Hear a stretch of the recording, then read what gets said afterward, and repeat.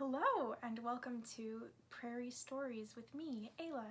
Today we will be reading the first chapter of the book, The Animal Family by Randall Jarrell. I hope you will enjoy this reading. Chapter 1, The Hunter. Once upon a time, long, long ago, where the forest runs down to the ocean, a hunter lived all alone in a house made of logs he had chopped for himself and shingles he had split for himself. The house had one room, and at the end closest to the ocean there was a fireplace of pink and gray and green boulders. The hunter had carried them home in his arms from the cliff where the forest ended. On the crushed seashells of the floor there were deerskins and sealskins, and on the bed was the skin of a big black bear. Hanging on the wall over the bed were the hunter's bows and arrows. The hunter, a big brown-faced man with fair hair and a fair beard, wore trousers and a shirt and shoes of creamy deerskin. His silvery gray cloak was made of the hide of a mountain lion, and the cap he wore when it rained or snowed was the skin of a sea otter. Over the fireplace hung a big brass hunting horn he had found in a wreck the waves washed ashore. He had carved some of the logs of the walls, and some of the planks of the chairs, into foxes and seals, a lynx and a mountain lion. When he sat at night by the logs blazing in the fireplace, the room looked half golden with firelight, and half black with the shadow of the firelight, and the logs would roar and crackle so loudly that they drowned out the sound of the waves on the beach below. But when the logs had burnt to embers, and the embers had burnt away to coals, the man would lie in his bed, warm under the bearskin, and listen to the great soft sound the waves made over and over. It seemed to him that it was like his mother singing. And before he could remember that his father and mother were dead, and that he lived there all alone, he had drifted off to sleep. And in his sleep, his mother sat by the bed singing, and his father sat at the fireplace, waxing his bowstring or mending his long white arrows. In spring, the meadow that ran down from the cliff to the beach was all foam white and sea blue with flowers. The hunter looked at it, and it was beautiful. But when he came home, there was no one to tell what he had seen, and if he picked the flowers and brought them home in his hands, there was no one to give them to. And when at evening, past the dark blue shape of a far-off island, the sun sank under the edge of the sea like a red world vanishing, the hunter saw it all, but there was no one to tell what he had seen. One winter night, as he looked at the stars that, blazing coldly, made the belt and the sword of the hunter Orion, a great green meteor went slowly across the sky. The hunter's heart leapt. He cried, "Look! Look!" But there was no one to look. One evening he was lying on his bed. The soft summer breeze blew in through his open door, and the moonlight lay on the floor by the window like the skin of a white bear. The hunter thought. After a while his thoughts changed to dreams, and his mother was singing to him. But all at once his eyes were open. He was awake, and he could still hear someone singing. He got up and went down through the meadow to the sea. The tide was out. He walked over the warm, wet sand, and the warm, soft waves ran to his feet and died away whispering, in little foaming scallops like the scales of a fish. Out at the seal rocks, hidden in their shadow, something was singing in a soft voice like a woman's. The song had words, but no words the hunter had ever heard before, and the song itself was different from any he had ever heard. He listened for a long time. The song ended on a long, low note, and then everything was silent, except the sea, whose shallow silver waves made a little hushing sound, and were silent for an instant, and then said, "Hush," again. The hunter called to the singer. From the rock's shadow he heard a quick scrambling noise, and then the sound of something diving into the water. The sound the seals always made. Shading his eyes with his hands, the hunter stared into the moonlight round the shadow of the rocks. But there was nothing to see, and now nothing to hear. After a while, he went home. The next night, when he heard the voice singing, and went down to the shore and listened till its new song was over, and then called softly to it, the singer dived into the water just as before, but this time, as the hunter stared into the moonlight round the rocks, a sleek, wet head came up out of the water, stared at him with shining eyes, and then sank back under and was gone. It was nothing he had ever seen before. Its long, shining hair and shining skin were the same silvery blue-green, the color of the moonlight on the water. As he walked home over the sand of the beach and the grasses of the meadow, the hunter sang to himself over and over the last notes of the mermaid's song. All the next day, no matter what he did, he hummed them. Sometimes he would forget them for a few moments and be afraid he had forgotten for good, but they always came back to him. That night, when the moon rose, the hunter went down to the beach, sat at the edge of the water, and began to sing. He sang, one by one, all the songs he knew, and between each song and the next, he would sing what he remembered of the mermaid's song. He kept looking toward the seal rocks. There was nothing, but after a while he saw, out past the first white line of the waves, a wet head. Slowly, so as not to frighten her, he turned away. He went on singing. When he had almost finished the song, he turned his head a little, and then a little more, till out of the corner of his eye he could see that she had come closer. The moonlight glistened on her hair and on the wet curves of her shoulders. Staring at her sidewise, he sang her own song.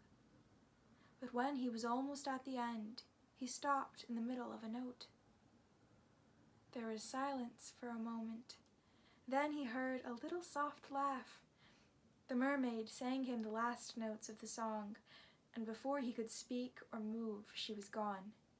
Her head and shoulders slid under the water so smoothly that 1 minute she was there, and the next she had vanished without a sound, almost without a ripple. The hunter had lived so long with animals that he himself was as patient as an animal. He waited a long time and then went home. He was not disappointed that she had gone, only certain that she would be back. He kept remembering how the laugh and the last notes of the song had sounded.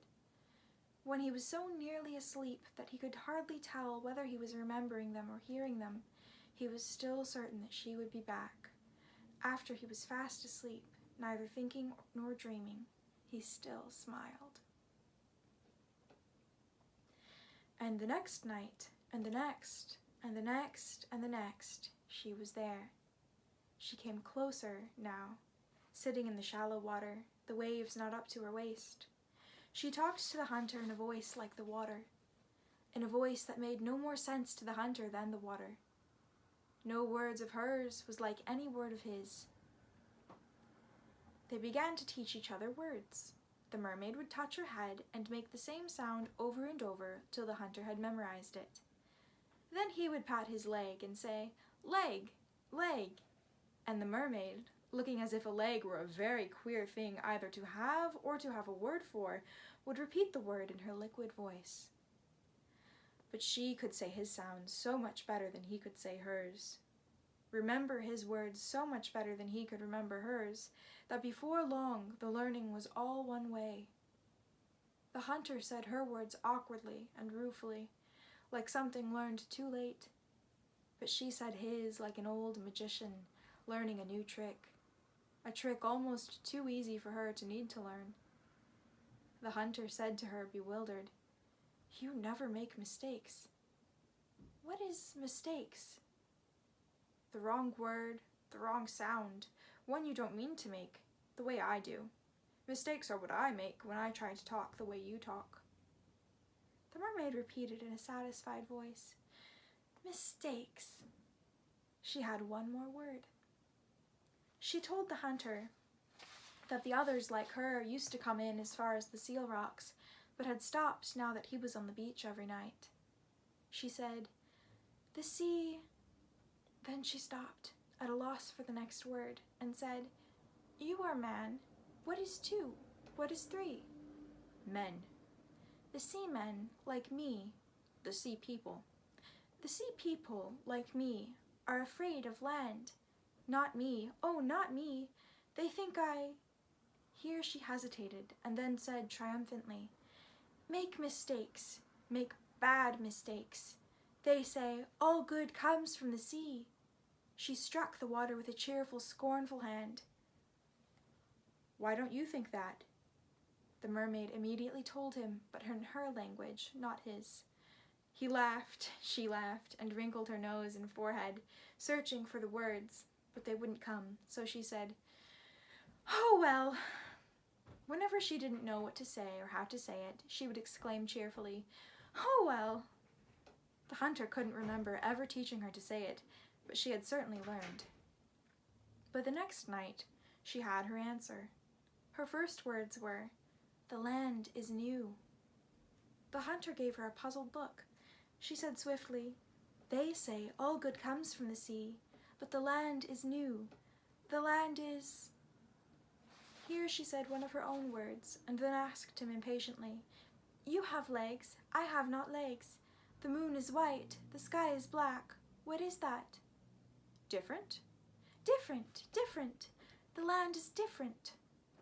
Sometimes the land was so different that the mermaid would learn a word in a few seconds, and after a half-hour's explanation still not know what it meant. One day the mermaid came to the beach in the daytime. Now the hunter pointed up over the meadow and said in the clear divided tones of a teacher making something plain, that is my house. House, hissed the mermaid, house. I sleep in the house, on a bed. I eat in the house, on a table. Bed, said the mermaid, table, but her quick eyes looked strained and hesitant. It was plain that she had no idea what the hunter was talking about. The hunter started cheerfully, a table's a big flat thing with legs. The mermaid's eyes brightened. She knew what legs meant, and felt very landish for knowing. That you eat on. What do you get on it to eat? Oh no, you don't get on it. You put what you're going to eat on it. Why? Well, otherwise you'd have to hold it in your hands. You don't want to hold it in your hands? The hunter went on. Then besides the table, there's a bed. That's a big flat thing. Oh yes, like a table. Well, not like a table exactly. It's made of wood, like that log there, and has a bearskin on it, and you sleep in it. The log was hollow. As she looked at it, the mermaid saw. You took the log and put a skin around it, and then got inside it and went to sleep. Ugh, said the mermaid. I understand the bed. The bed and the table are both inside the house. The house is a big hollow thing. Like the bed. No, the bed's not hollow. Then I don't understand the bed. We'll come back to the bed. The house is a big wooden thing. See how big it is, that you stay inside at night or when it rains. Why? To keep from getting wet. To keep from getting wet? The mermaid said despairingly. All at once, the hunter had an idea. It's like a ship, he cried. Wouldn't it be nice if, instead of just sleeping anywhere, every night you swam inside that wrecked ship by the reef and slept there, and you could stay in it when it rained? The mermaid said softly in utter amazement. That's the queerest thing I've ever heard in all my life. You've made a mistake. You must have made a mistake. But usually, whatever the hunter did or said had for the mermaid the glamour of land. She loved it when he shot for her, and would run her hand along the dark bow and white feathery arrows. As she tugged at an arrow shot into driftwood from across the beach, she said admiringly, "I think you could kill anything." One day the hunter was sitting fishing. She swam up and said in a pleased, puzzled voice, she loved learning about things, "What are you doing?" "Fishing." The mermaid looked more puzzled than before, so the hunter explained in several sentences how he did it. She looked at him unbelievingly, and then burst into laughter. "What are you laughing at?" asked the hunter. It's such a roundabout way of catching fish." "What do you want me to do, swim after them and catch them in my mouth?" "You're the only thing I know that doesn't catch them that way. You look so helpless just sitting there waiting for one. Tell me what sort you want, and I'll get it for you." For a moment, the hunter felt a child's humiliation, but then he laughed and told her the sort of fish he wanted, and the mermaid got it for him. The next day, he brought her a piece of venison, which she took one bite of and threw away. But the day after, he brought her a branch of red maple leaves. The mermaid looked at it as if she couldn't believe it. She carried it and stroked it and said to him lovingly, "It's the best thing I've ever had in all my life. Oh, you're so lucky to live on land. The land's so... For the first time in many days, she couldn't think of the words she wanted, and said, as she had once said so often, "Oh well." By now the mermaid and the hunter were spending most of their time together. His house got to have a random half-lived-in look, and he hunted mechanically for the next meal or two. The mermaid was used to the meadow now. He and she would sit in the tan fall grass, looking out over the seal rocks to the island, and she would say triumphantly, "I am 150 steps from the ocean. 150 of your steps from the ocean." "Do you think any of the others have ever been so far up on the land?" "Any of them? Oh no. If they saw me now, they'd say..." She laughed and used her old word. "What a mistake you've made! Oh, what a mistake you've made!" Mistake or not, the mermaid had made it. That fall, she went into the house with the table and the bed, and from then on, the sea people saw her only as a visitor from the land that was whatever it was. And that is the end of Chapter 1, The Hunter, from the book The Animal Family by Randall Jarrell. I hope you will join me next time as we read Chapter 2, which is titled The Mermaid.